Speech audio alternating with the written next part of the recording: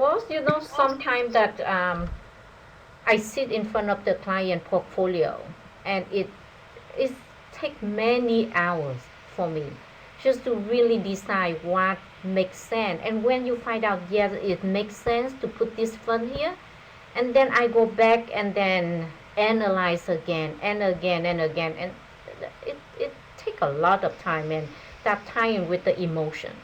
And because my I don't see the value there is reflect of what I believe, and sometimes I kind of change it, and then I look at the standard deviation, I look at beta alpha, I look at what they invest in.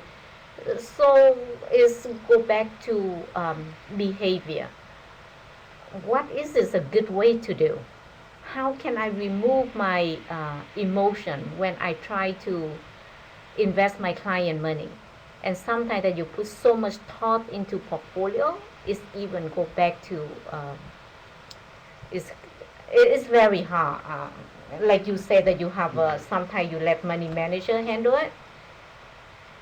I do some of that to a certain degree, but it's for the more like from 1 to 3 years that I have to send client the retirement income. I handle it by myself, and so it's really hard job to do it. Well, it's hard to do it seriously and to keep your promises to your clients. It's not an easy way to earn a living. So if you put that much work into it, is your client almost always comfortable with what you've done? Yeah, they really trust me, and the more it's like they told me, we trust you. And when they say that, when the I look at the market is keep going down and down and down, and I could not sleep. I just feel like, you should not trust me this much. It is really hard. That's really profound, actually. And there's some truth to that. They shouldn't trust you that much. You're not, you don't have that kind of power. Yeah, That's a I blind don't. faith. I think that's more than trust. I think that's some kind of faith that and hope on their part that the decision they've made will work out, and that decision is to trust you. There's no higher compliment, by the way. They know you're working your best for them, right? Yes. I mean, what a nice thing for somebody to say that they trust you. Yeah, but it also, when they say that, and it really hard. Is I don't know. Is I think that is I Well, you're doing a good job. You're just not. You can't venture into the future, and you can't change reality. It's not your job to make the money. It's your job to keep your promises. Does that make sense? yes. I mean, you really can't be too hard on. Well, I'm guessing you can be pretty hard on yourself. So I can't say you can't be too hard on yourself because I'm guessing that's a pretty high standard. But I think you need to cut yourself some slack. That there's only so much you can do. At the end of the day, the markets will be the markets. And maybe that's what I find difficult about this material is that it seems to continually say that taking all this into account, we really don't know, and I think that's right. We really don't know, and that part of it. Um, oh gosh, what's his name?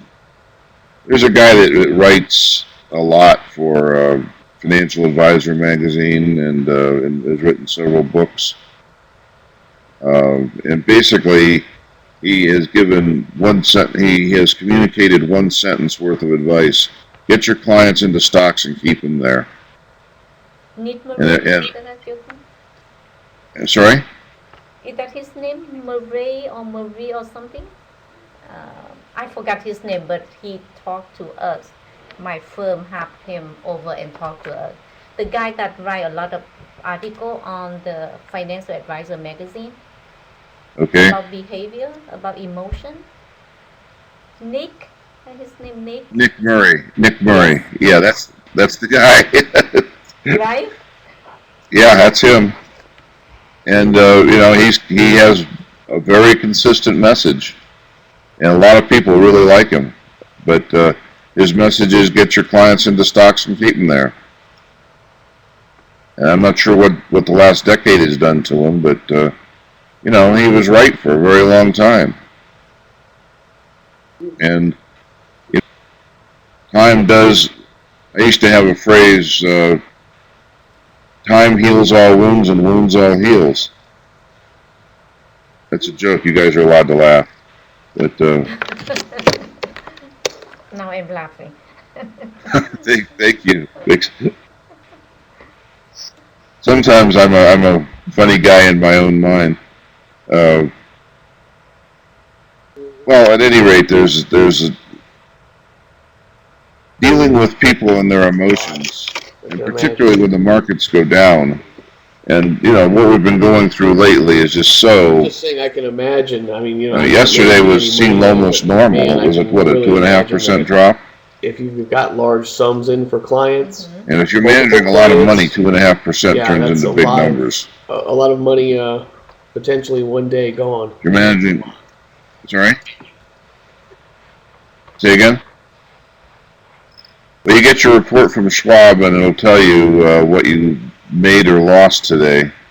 And of course, it's funny money in an awful lot of ways. But if you're managing $150 million and it's telling you that you lost 2% of that, that's $4.5 million, $5 million bucks.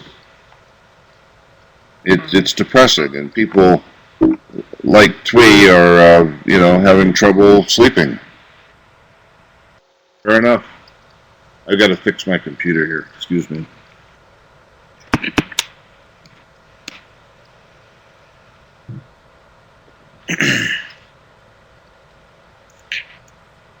So, Twee, I'm going to suggest you, if you're going to do some research on the Occupy movement, you think about what lessons from there, what issues you might bring back to your clients,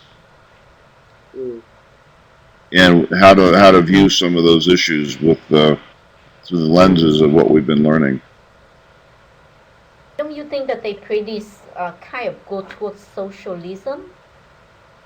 No. No, I think there's a lot of anger over the fact that they think there's two sets of rules. And I think part of looking at that is if in fact the game has been played with or jimmied to serve one group of people, which I think there's probably some legitimacy behind the bank. There's rules for bankers, there's rules for everybody else. The fact that not one banker has been thrown in jail does upset me. I'll tell you that. That the whole what was going on around well, what do you call them? The derivatives. That nobody has gone to, say again. The MF fund with Cosine. Yeah, that's a big deal. That guy lost a lot of money. Yeah, I read it. He was a governor of the state of New Jersey. About Corzine and the MF, was it MF Global, I think? And he brought the firm to that level. Well, how did he even get that much money? Entire history. There's a story there. Dave, was his name Corzine? Chairman? There's a story there that we haven't heard that story yet. Goldman Sachs. I don't know what has gone on, but we haven't heard the story. This article actually said, And this is the only person that when they came to lead Goldman Sachs, looking back at their prior performance at Goldman, it really was a head scratcher. Because apparently he lost an awful lot of